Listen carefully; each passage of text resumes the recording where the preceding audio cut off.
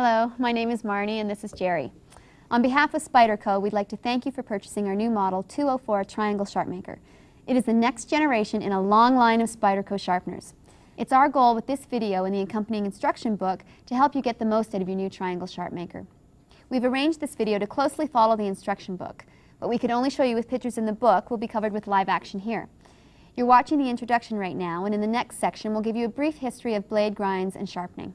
We'll also show you how to set up your sharpener and then how to sharpen a variety of knives, including your serrated blades. Then following the knife section, we'll show you how to sharpen all your scissors. When we're finished with scissors, we have a whole section on shop tools and then some oddball items such as nail clippers and potato peelers. And once we've shown you how to sharpen everything, we'll finish up by demonstrating how easy it is to clean the Sharpmaker. But now, to show us how to use the Sharpmaker, we're very fortunate to have the founder of Spyderco, as well as the head of Research and Development Department, Sal Glesser. Sal has been involved with the development of this sharpening system as well as all of Spyderco's sharpeners, and he's undoubtedly the best person to show us all how to get the most out of our Sharpmaker. So let me introduce Sal Glesser. Morning. Hi, Jerry. Sal. How you doing? Good Great. to see you again. It's great to have you here to show us how to use this thing. Well, they said if I didn't do it, they'd take away my crayons. Sal, I'm really excited to learn how to use the Sharpmaker, but before we get started, could you give us a little history on where did sharpening get started? Yeah, it'll take a couple minutes to set up some stuff, and we'll get right into it. Sounds Okay. good. Okay, the whole history of knives goes back a long way. Before we had fire, we were cutting things. So a knife is actually man's oldest tool. They started back in the Stone Age with using very hard rocks, essentially. This is a piece of flint, and the way they created the edge was by applying pressure with another rock and actually flaking off the pieces of flint. What you end up with is a sharp edge, which they used for cutting things. However, once the edge was gone, they had to go back to the knife maker and recreate the edge or sharpen it. And the way they sharpened it was the way they made the original knife, was by flaking off the extra rocks. But the sharpening of the knife was a critical part of even having one. Another example is here. These are from Kodiak Island in Alaska. They're predecessors to ulus. This is the cutting edge, and this is the way they were held. And they used them for skinning animals or scraping or cutting food. However, again, once the edge was gone, they needed a sharpening stone, and it's funny that these three pieces were all dug up together out of an old dig. And this, rather than flaking it, what they did is they used the harder stone to actually remove part of the slate, and so they created their edge this way. And the edge could be created up to a certain point, but the angle, which was very difficult to maintain, took a fair amount of skill. And even in modern days, we use natural stones. This is an Arkansas stone. It's a piece of novaculite, and it's quite hard. It's harder than any metal, and so they can use it to remove metal. But again, you still had to maintain your angle. So if you were sharpening this way, if you changed your angle even a little bit, it changed the edge, which made it even more difficult to try to maintain a consistent angle. So consistency became the goal. And about 150 years ago, people discovered that the inside of a crock pot, if you set your knife in there this way, you can see that the curve of the pot actually creates a consistent angle. And by running your knife on the inside of the pot, you could actually sharpen the edge consistently, because the crock was harder than the steel, and you could actually create an edge. Now, this concept went a little bit further. A man named Louis Graves created a piece of porcelain, very much like this, only more modern, and the V shape is designed to maintain consistent angle control. And the way that's done is, if you were sharpening this way, let's turn that stone up a little bit, and now we keep the blade straight up and down. And the straight up and down visual is the way we maintain the control. Now, from the early 70s on, a whole slew of various kinds of V sharpeners came into production, eventually ending up with this. This is the Triangle Sharpmaker, the one that we produce, and it's probably the most sophisticated and the most versatile of the sharpeners on the market today. And again, the technique is keeping the blade straight up and down. And I'll show you how to do that in a few minutes. But it's the edge that we're concerned with a knife. Now there's a variety of different kinds of grinds that they'll use to create an edge. There's 4 basic grinds. One is called a hollow grind, and that's where they take your basic piece of steel and using 2 wheels they hollow out a portion. This is a hollow grind, and you can see where the steel is actually hollowed out on both sides. And that's how you end up with an edge. A second type of edge would be called a flat grind, and that's where you start at the top and you just go straight to the edge. It's easier to see coming down one side and down the other.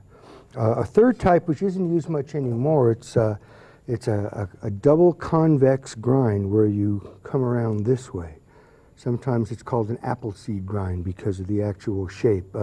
Back in Japan, they used to call it hamaguri-ba, 800 AD. That's how far back this goes. But in all cases, what you're trying to do is get to the edge. There's another type that's been used quite a bit. Recently, they call it a chisel grind, but this has again been around for many years. You'll notice that on one side it's flat or sometimes even a little hollow, right, and the other side it's actually comes in this way. So you have the grind is just on one side. So what's the point of having different grinds? They're just different ways of getting to the edge. In the case of a chopping tool, that's where you would want that appleseed grind, like on a hatchet. You'll find most hatchets are done that way so you can have a lot of meat behind the cutting edge so it doesn't break down. The hollow grind and the flat grind are the most common used today. They're just two different solutions to the same problem, almost like Fords and Chevys. They have 2 different advantages. And the advantage of a chisel grind or a kataba grind is that when you're cutting food, this part gets right up to the part you're cutting, and this part throws the food off to the side. Oh, okay. So, but in all cases, what we're trying to do is create a very sharp edge. And what I'm going to do next is show you how to use this tool on a knife to create a sharp edge. I think most of us think a knife is just a knife. I know, it's amazing. Yeah, it is until it goes dull, and then you throw it away and go get another one, right? With this tool, you can actually make the knife sharper than it was when it was new. Is that right? And it's quite simple to do because of the angle control that started back here with the crock pot. Let me show you how this thing works and what it's all about. This is the lid. Everything is contained. There's 4 stones. There's 2 coarse stones. I'll explain those in a minute. There's 2 fine stones. Now, the easiest way to remove these is to grab the stone and just pop it out. And then these are the safety guards. Now, the stones come in coarse and they come in fine. They have corners and they have flats, and we're going to use all 4 of those surfaces. So as I go through those, I'll show you. These are brass safety guards, and we always want to make sure to use the safety guards. These will go right in here like this, and your stones will fit right in here. Now your stones can go in either with the flat side facing each other or with the corners facing each other. And there's other positions as well. The reason this works so well is because they're so hard. And I'd just like to give you an example of just how hard they really are. If you took something like a file, which you probably think of as the hardest thing you own, and you tried to cut the stone, that black stuff is literally the teeth coming off the file. Wow. The stone is so hard that it will cut any kind of metal. In fact, we go a step further. This is a sharpening stone that's used to sharpen steel. And you can see that our stone is actually considerably harder than this. This is a man-made stone. It's technically a synthetic sapphire, and it can be used to cut any type of metal. Now we're going to use 4 different steps or grits in order to get the knife sharp, and just because it's faster. The first position that we use is the 2 corners of the gray stones. Now these don't leave a very good edge, but they're quite rough, and they remove the excess metal. So what happens when a knife goes dull is that you've actually removed the edge and rounded it.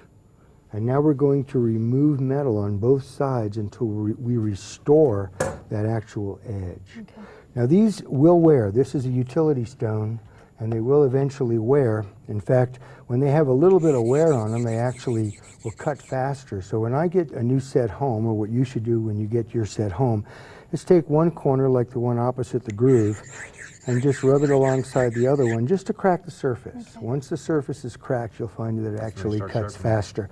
It'll do it on its own anyway, but it'll do it faster that way. So step one is a corner of the gray stone, and we're going to use that to actually set our angles. Okay. And then we go, once we set our angles, we go to the flat side of the gray stone. Again, the same thing, but now we're going to work with the flat surface. This will make a knife about sharp enough to cut food or paper. We call it a utility edge. It's about the way most knives come from the factory. Step three is a corner of the white stone. That's a very sharp edge, butchers and barbers type sharp. And then step four is the flat side of the white stone, and that will give you a razor edge. Wow. Okay. Sal, on these you always want to use the flat side with the flat side and the edge with the edge. You don't want to mix them. Right, right. The sharpening process is keeping the blade straight up and down. The reason we do that is because that's where your angle control comes from. Like we showed you with the crock pot, that you have angle control. Imagine if you were sharpening a knife, it's difficult to see what that angle may be, but if we turn the stone up so that the angle corresponds to straight up and down, and now you've got a visual control over that position. So when you're sharpening a knife, you're going to start at the back and you're going to pull it towards you. Then you're going to start at the back and pull it towards you. Well, this is a very simple motion, and once people get pretty good at it, they don't pay attention. It's not the beginner that we worry about, and while we have guards there, it's the person that's already used it for a while. One possibility is this. Now that will surely cut your hand if that nice soft brass wasn't there to stop it. Sometimes people will do something like this. Or if you have a big kitchen knife and you pull it over and do something like that. The guards are there to protect your hands, and we would like you to use them at all times. And now we'll get into actually sharpening some of these knives. And we have diagrams that in the book that show what a very coarse edge looks like and what a finer edge looks like, so on and so forth. Hey, let's get started. Okay. The coarse stones are the ones that we'll use first, and I got the cameraman's knife, and you can see where the sharks were biting at the edge. So we'll make it sharp. It's not very sharp now, but we'll make it sharp. The sharpener a little below your waist works the easiest. Thumb on top of the blade, and what we're going to do is keep the blade straight up and down. The angle is already built into the stone, so as long as we keep the blade straight up and down, we're going to get a perfect angle. And we just start alternating stones, just like this. Go from the heel and pull it towards you so you come right to the tip. Now in the beginning you won't know when to go from one grit to the next grit, so we have you counting strokes. About 20 strokes on each of the 4 steps, and you should be shaving sharp. But I'll show you how to test each one. So that would be 1, 2, 3, like that. Let's just give this a few strokes. We're cutting a little bit of steel off the edge of the knife each time we go down until we restore that edge. We're going to bring that edge together. Okay. Now the easiest way to tell if you've brought the edge together is to set it on something like your fingernail, and if you can draw it all the way across without it sliding off, then you know you've set the edge. That's where that rumor came from about checking drag on your fingernail. It has nothing to do with drag. It has to do with seeing if you set the edge. Okay. Now ladies usually have fingernail polish, and so that's not a good idea on the nail, but you can you can use the side of the sharpener, even the lid. You can use a piece of Tupperware, but all you're trying to do is make sure that you brought those 2 sides together. Once you brought the 2 sides together, then you go to step 2. That's the flat side of the gray stone, but everything else stays the same. We're taking, again, a little bit of metal off each side, but because we've gone to the flat surface, this kind of softens the pressure, which gives you a more refined or finer edge. And you're doing 20 strokes again 20 on this? strokes again here, and that'll give you an edge that's about like a new knife. We call it a utility edge, you could call it a factory edge, and frankly that's all my wife ever uses in the kitchen. She says, I don't need to shave tomatoes, I just need to slice them. Cut hair. And the gray stone will give you an edge that's actually sharp enough to cut paper or cut food. Then we go into the white stones. Now the white stones are a professional grit. They're oftentimes used by machinists, by dentists, by a variety of people that really need a fine finish. Step 3 is the corner of the white stone. And just as we showed you before, the motion is the same. We're cutting a little bit of steel each time. Now with the white stones, you can actually see the steel because the steel is black. If you look right on the corner of the stone, you'll see a black line forming. That black line is the steel that's coming off the knife. Now if a knife is really dull, you can actually load up enough steel on one of these sections to where you've covered the surface. Once you've covered the surface, it won't remove metal anymore. If you feel that happens, it kind of goes slick on you. Just turn to another corner. When all the surfaces are dirty, then we just wash them out, and I'll show you how to do that when we're done. Okay. About 20 strokes here, and she should be sharp enough to shave hair. Now, I'm supposed to tell you not to do this at home because this is dangerous, but you can actually shave the hair off your arm with the knife. So this knife is actually sharp enough to shave hair, and then we'll go into the 4th grit, which is the flat side of the white stone. And this is generally used for things that are already pretty sharp. If you shave with a straight razor, go for it. Most people don't use straight razors anymore, but you use X-Acto knives, you use box cutting knives. There's a variety of knives that you would do that with. And again, about 20 strokes.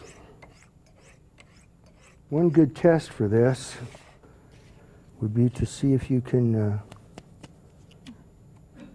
split a piece of paper. See, we're not cutting through the paper, we're just splitting it. And that gives you a very sharp and a very true edge because it's consistent from one edge to the other. And that's how you'll sharpen all of your plain edge knives. Sal, you said we're working at 40 degrees here. Why would you use a 30? This is 40 degrees because we found that that's the best compromised angle to work on any steel. Any knife will get razor sharp at 40 degrees. Right. Now some steels can be sharpened at a narrower angle. Sometimes in a kitchen you might want a thinner angle because you're only cutting soft food. We find that, that if the edge is too thin, what happens is it breaks down. So we recommend the 30-degree angle for back beveling. And I'll explain that to you as well. See, it's a much narrower angle. Now let's say that your knife, when it was new, had about a 50-degree angle on it. That's really too wide. It's not going to perform the way you would like it to. But it's fast and easy to do at the factory, and a lot of times they'll do it that way. So we create this 30-degree angle so that you can actually thin out the edge. So you're taking that 50-degree angle and you're really bringing it into 30 degrees. That way when you sharpen the bottom at 40 degrees, you have a nice transition. Okay. Does that make sense? And also if you take a knife and you sharpen it at 40 degrees over and over and over, after a couple of years, you're kind of working your way up the blade. Eventually the blade will be pretty fat. Again, that's where you would use your 30-degree angle, again, to thin out the edge. So sharpening your knife the same way over and over again can almost cause it to go dull? It's not really causing it to go dull, but as it gets fatter and fatter, you have more resistance trying to cut through something like food. So about every, maybe 10th time that you sharpen your knife, then go into the 30-degree angle and just give it about 50 strokes the same exact way, and that will take the shoulder off of that cutting edge and thin it out to give you a better performance in the long run. Now some people actually sharpen their knives at 30 degrees, and you can. It produces a very sharp edge, what they call scary sharp. But most steels won't hold it. So if you're cutting on something hard like wood, or you're cutting hard boxes, then that very thin edge will break down faster. So it's okay, you can do it, but the best thing to do is to try it and see if you like it. But we recommend the 40-degree angle as the ultimate all-around angle for sharpening knives. Is that what Spyderco come at? Do you set them at 40 degrees? Actually, no, we set them a little thinner than that. We have them from the factory, they're coming in at about 30 so that you can maintain your 40 without having to back bevel. But Spyderco is one of the few companies that pays attention to that. So Sal, can the Sharpmaker sharpen a serrated knife? Yeah, I'm glad you mentioned that. We have some serrated knives here, and the serrated knife is only sharpened on step 3. Oh, okay. Because the fine corner of the radius of the white stone will allow it to go in and out of the teeth. Now you can use the gray stone, but the gray stones remove a lot of metal. And if you sharpen a serrated knife with the gray stone and you're going very quickly, then there's a good chance that you could distort the serration. Oh. So when you're sharpening a serrated knife, you do it the same way. This process is the same. The blade is held straight up and down, and you draw it towards you from the heel to the tip. You want to slow down your motion, though, because you don't want to be skipping the teeth. Okay. Now here there's a couple of points of view, and I'm going to give you both of them. If you'll notice, the serration is only ground on one side. The other side is actually flat. So the first way is to just sharpen it like a regular plain edge knife. One stroke on one side, one stroke on the other side. That will produce the strongest edge because it'll be 40 degrees.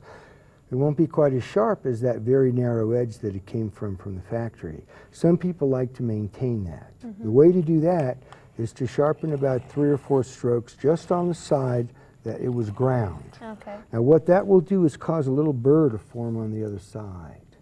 So after 3 or 4 strokes on one side, just one stroke on the other side will cut that burr off. Okay. And that's the way you would sharpen one of the single bevel grinds, the catawba, or what we call the chisel grind before. You would take the side that has the grind and just do 3 or 4 or 5 strokes, and then one there to cut off the burr. And that way you can maintain a very sharp edge. With the serrated edge knife, what you're trying to do is actually sharpen with the inside of the tooth, and that's what the stone allows you to do, get inside of there. Well, that doesn't look too hard. Can I try it? Sure. Okay. So I hold it just like I would to slice a tomato? Okay.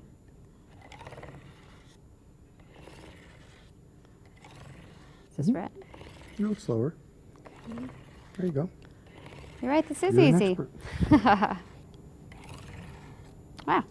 Great, thanks. Sharp. Sal, I've got a flexible knife I use for filleting fish. Will the Sharpmaker handle something like that? Does a good job. This is a fillet knife. It's quite flexible. With flexible knives, we just use the corners of the stones. Because the knife is flexible, it's pretty hard to stay on the flat surface. Okay. So you would use step 1 just to set your edge like you would with normal knife. And as you apply pressure, make sure to stay even on the edge. So when you get down to that edge, you have to kind of apply a little more pressure to one side. How much pressure do you apply? It's about 3 pounds, but you'll actually feel it. It's Just something. enough you've got drag? Yeah, you'll learn to feel it. It takes about 4 or 5 knives to get the hang of a tool. After you've taken probably 4 knives from step 1 all the way through to step 4, then the motion will become easier.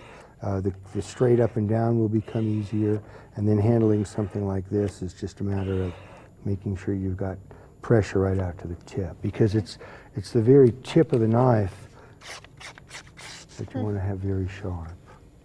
It doesn't take a lot of pressure. You're not trying to muscle your way through it. Pressing harder doesn't make it sharpen faster. So there is an optimum pressure, and that we find most people get that down pretty good. Okay. Good. I've had that knife for a long time, and it just gets duller, but I hate to throw it away. No, That's good information. I'm sure you can make it sharper than it was when it was new, and get a lot more use out of it. Okay, Sal, now I have a good one for you. I have an electric knife that just gnaws instead of slices. Can the Sharpmaker handle that? Yeah, it's again, it's a serrated knife. This is an electric knife, and if you'll look at them closely, you'll find they come apart. Okay. So they what were meant to be sharpened. Right. Oh, okay. So you have a single bevel on this side, and then this side's flat. Take the side that's ground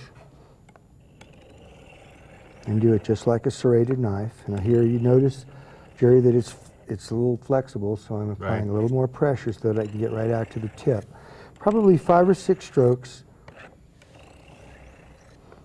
and then just lay it right flat on there. The other side, lay it right flat on there, and just go right down. What that will do is cut off any burr that develops. Okay. And then you do the same thing with the other side, but because it's ground on the other side, you'll sharpen the other side the same way. Makes sense. And then you'll just flatten it out on the other side the same way. Probably, I would say 20 or 30 total strokes on each side will bring your electric knife, again, sharper than it was when it was new. Gee, I thought I had him stumped. No. Sal, for the most part, we've been dealing with conventional knife blades. Will the Sharpmaker handle something like a hawkbill or a linoleum knife or a hatchet or something like that? No problem. Hatchets are generally working very hard, so it doesn't pay to use the white stone. You can if you were in a contest, you know, where you were racing somebody, but generally speaking, steps 1 and 2 will do it. And you'll do it the same way, starting at the rear and working to the other edge. And again, I would use the corner of the stone until it'll catch your nail or catch the side of the sharpener, and then you go to the flat side of the stone and just continue on the flat side of the gray stone until it'll cut a piece of paper. Okay. That's about as sharp as you're going to want to hatch it, because it's, as you start hitting wood, that very fine edge breaks down very quickly. For a hawkbill, this is one of the few sharpeners around that will do it, and this one is serrated, so I'm only going to use step 3, but if you're using a plain edge hawkbill, then you would use step 1 and 3 only. All right. Because you're working an inside curve, and so it really doesn't pay to use a flat surface. And you would do it the same way. Notice a little bit of twist at the wrist, just so that I can get the tip. Right. If you were doing a hunting knife, for example, that had a belly like that, and you were doing it the same way, then you might do a little twist up the other way. Okay. But with a linoleum knife or any of those odd knives that have that inside curve, then the corners of the stones would be the way to do that. Sal, I'm really impressed with the versatility of the Sharpmaker system. I think I could probably sharpen most of these knives myself now. I really appreciate this. No problem, you're welcome. Okay, Sal, you said that the Sharpmaker can handle scissors, so I brought along several different kinds. Some ordinary scissors, some pinking shears, and some thinning shears that my hairdresser asked me to bring along. Sal also brought a pair of tin snips. Can we handle those too? Sure, no problem. Let's start with the ordinary ones. Okay, if you look at the end of the tool, you'll see another hole is there. This is designed to handle a triangle, and if you look, there's an angle set there at 12.5 degrees. You only use one stone. Basically show you how we do this, and you would use steps 1, 2, 3, and 4 just like you do with your regular knives. I'm only going to use step 4 here just to show you how it works. Remember, with knives we kept the blade straight up and down. Yeah. Well, the same thing here with scissors. We're going to keep the blade straight up and down. Bring the tool to the edge of the table. That way you're not going to stab the table. And just as you do with a knife, go from the heel right to the tip. Okay. Over and over. And both sides would be done the same way. Just turn it over. The other shear blade is exactly the same. Just do it the same way. Now, while you're sharpening just on one side, as we did with our kitchen knives, it's possible to develop a little burr. Now, a lot of people just close the scissor and that cuts off the burr, and that's okay. However, if you want to get a little more specific, if you lay the blade right on top of the stone and just cut the burr off. And just do that once? Well, once or twice. Okay. Yeah, as long as the stone is flat up against the shear. You don't want to be turning it up this way, or you're going to just take that edge right off. And tin snips would be done exactly the same way. This, the blade is held straight up and down and drawn across the stone from the heel to the tip. Both sides are done the same way, just like you do your shears. And there you may or may not want to take off the burr. Again, the choice is yours. Most people like to check them on a piece of paper. See if you can just do that. That's the normal test. One of the tests that I like to use is take a piece of felt, pull it apart, and you get a really fine fuzz. If a shear is very sharp, you should be able to trim that fuzz quite easily. And you know your shear is sharp. For thinning shears, yeah, if you can sharpen those, my hairdresser will love you. I don't know how you're going to get all those individual little forks. You don't do it that way. There's two cutting edges. One has a little fork that doesn't do any cutting. Oh. That just grabs the hair to keep it from sliding out. Okay. This is the only side that you do your sharpening on. Oh. And you do that just on the flat surface. If you use the corner of the stone, it'll go in between, and that's not what you want. So you just use the flat side of the gray stone to set up the edge, and then you use the flat side of the white stone exactly the same way. Just from the heel to the tip and just coming right across. Okay. And again, you can deburr using the same method of laying it flat and then just coming right across. Okay. Now, pinking shears are a little different. Yeah, those pinking shears are so dull. They just gnaw the material instead of cutting it. It's possible to put the stones right there. Oh. And this is higher than the top of the handle.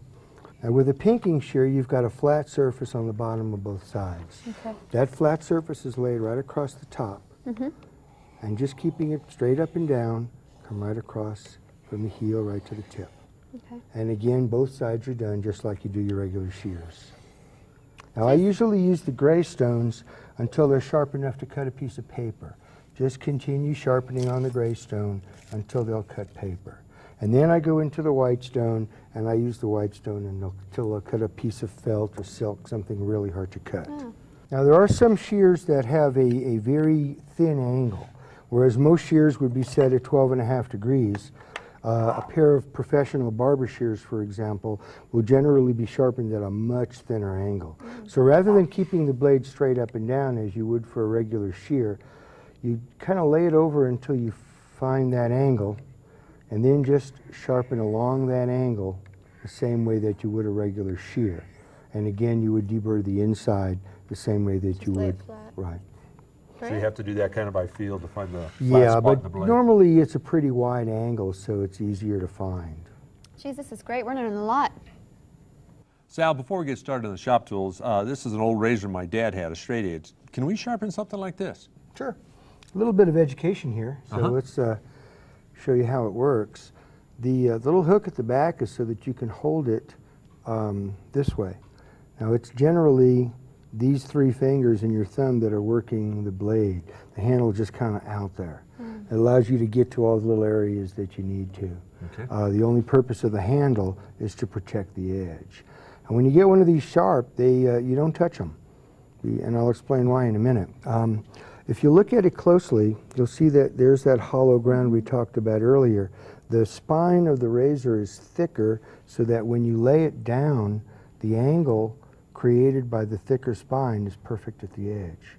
So when you're sharpening, you're actually leading with the cutting edge like this. You always lead with that cutting edge. You go back and forth, laying it flat until you get a pretty good edge, something that'll shave hair off your arm, for example. Okay. But at that point, it really won't do a good job on hair on your face. You have to strop it. And in the stropping process, what you do is you take the softer steel that this is made out of, and you bring that burr out. And that's done using a leather strop. Some people will use a fiberglass or various types of strops are made, but I always prefer leather. And you strop the opposite way that you sharpen. You trail with the cutting edge. And what you're doing each stroke is you're pulling out a little bit of that burr. Now under a microscope, that burr might look like a briar patch, but that's what works the best when you're shaving. But because it's a very, very thin burr, if you were to touch it, for example, with your finger, you would bend it over and you'd have to go back to square one, even if you break it off.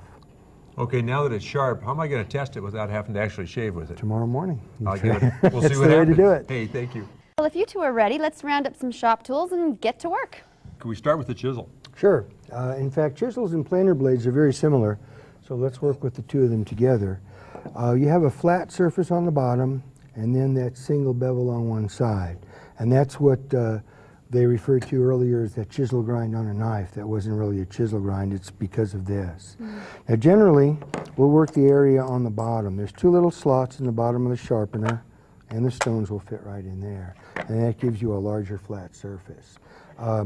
The first thing you want to do with a chisel or a planer blade is flatten the bottom. And this doesn't require any special technique. It's just a matter of going across the stones until you've taken all the burrs and everything off the bottom. Then what you're going to do is reproduce that angle, like there, and then from one side to the other, actually go across and sharpen the entire blade. Now we have another way of doing that. You can actually put the guards in, and whether or not this is easier for you, it depends on which you prefer. But here you can actually do it the same way. And with a planer blade, you would do it the same way. You would first clean up the bottom so there's no burrs and you've got a nice flat surface on the bottom. Match your angle, go from corner to corner, just right across. Now I start with the gray stones and I continue using the gray stones until, like pinking shears, they'll cut a piece of paper. and then I'll use the white stones until they'll shave hair. Nice clean edge is what you want. It just makes it a lot easier to do the job. That looks great. My dad's a woodworker. Would this sharpen a wood gouge? Yeah, you can do wood gouges as well. And here we've even found some other tricks that we've learned from some of our customers. We've got the little grooves there that we use for hooks. I'll show you that later.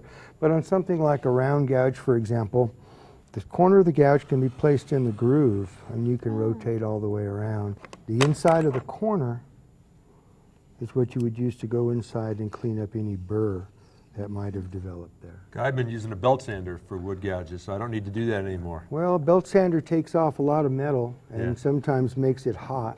You get it too hot, you change the heat treat to the edge. How about things like paddle bits, wire cutters, or router bits? Okay, let's get into those. Now remember I showed you the material is very hard. It's capable of cutting any type of metal. Here in a situation like that, you would use it as a file.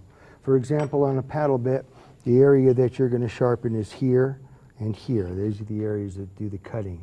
Now it won't cut your skin, it's just too smooth. So you can actually use your finger as a guide to maintain an angle, or you can slip it into a vise and tighten it up and just do it that way. Just continue stroking until you've got your edge. Do all 4 strokes. Some people also like to get the tip. This one doesn't have a really sharp tip.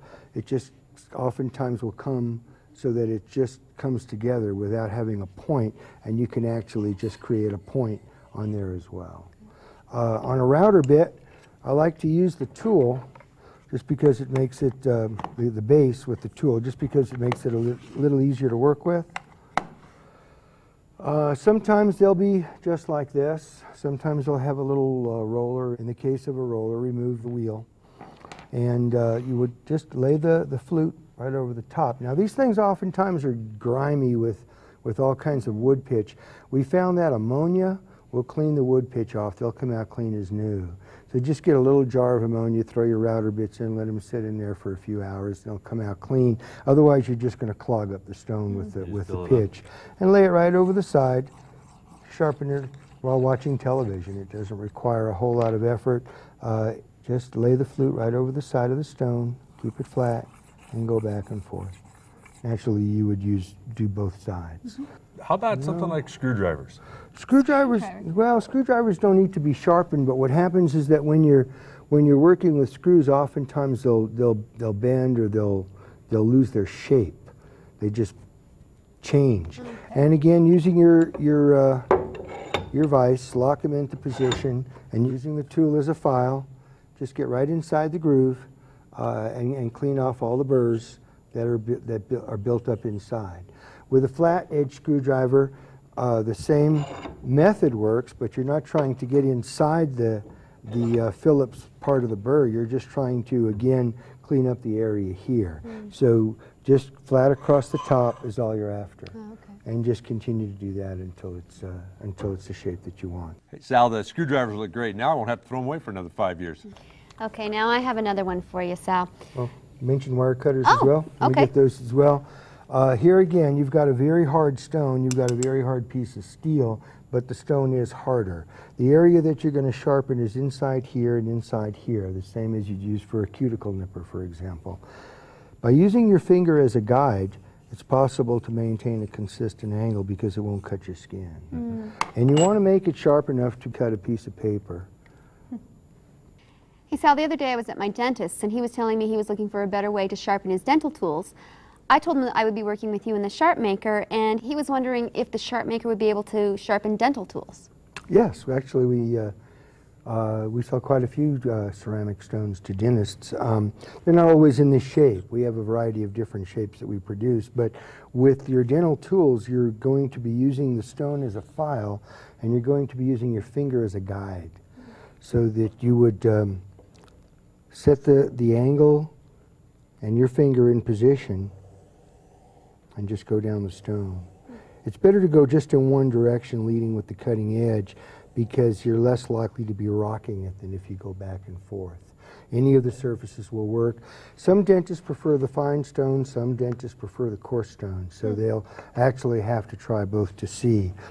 Chisel would be that way, something, or a scaler, something like an Explorer, you would use the little groove in the side of the stone and just handheld and rotate. Okay.